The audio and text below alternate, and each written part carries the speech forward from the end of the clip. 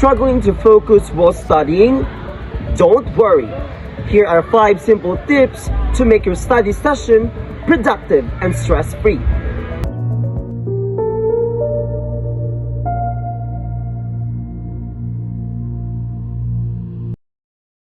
Grace, okay ka lang ba? Parang stress mo. Pagod na ako, ang hirap na mag-aral. May tips ka ba dyan? Tips? Meron. Pag-usapan natin ng ibang epektibong tips na makakatulong sa'yo. Sige, tara. Tip number 1. Create a study schedule.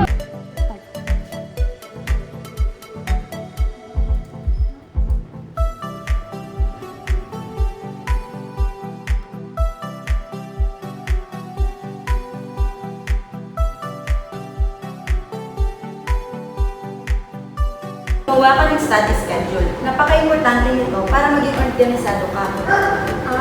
Or mag-create ng bawat hours sa bawat subject. Tumpak, magplano ka ng maayos at huwag kalimutan ang mag-break. Ako rin noon, hindi madalas mag-break, kaya matipis mag-workout. Kaya nga, break are as important as study time.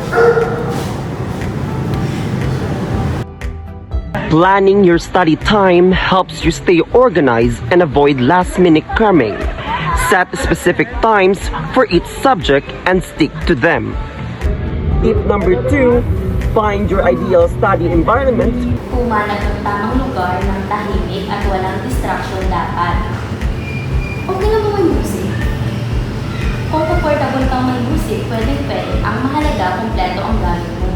Oo nga, ayoko na kasi model ng mag-aaral ko para kumuha lang ako tumayo ng notes sa tubig. Choose a quiet, distraction-free space. Make sure you have everything you need before starting, like books, note, and a water bottle.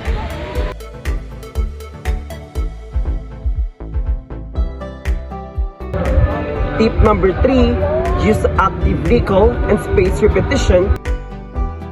Subukan mo ang active recall, itest ang iyong sarili imbes na paulit-ulit kasama.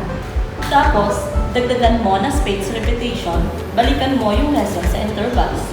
Mukhang effective yan Matry na.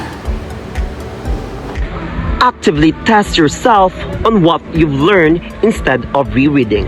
Combine this with space repetition to retain information for longer. Tip number 4, take short breaks. At Grace, gumamit ka ng tinatawag nilang Pomodoro technique na merong 25 minutes of study at 5 minutes of break. Hindi ba nakakabawas ng momentum mo? Hindi, nakaka-recharge ka pa nga, kaya mas focus ka. Magagamit na at makakatulong pa.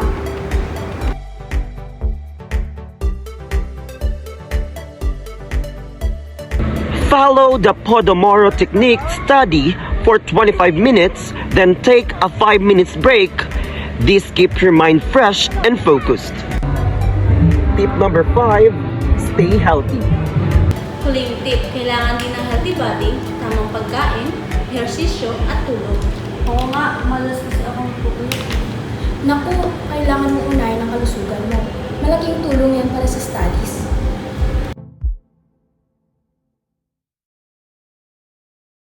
Don't forget to eat healthy, stay hydrated, exercise, and get enough sleep.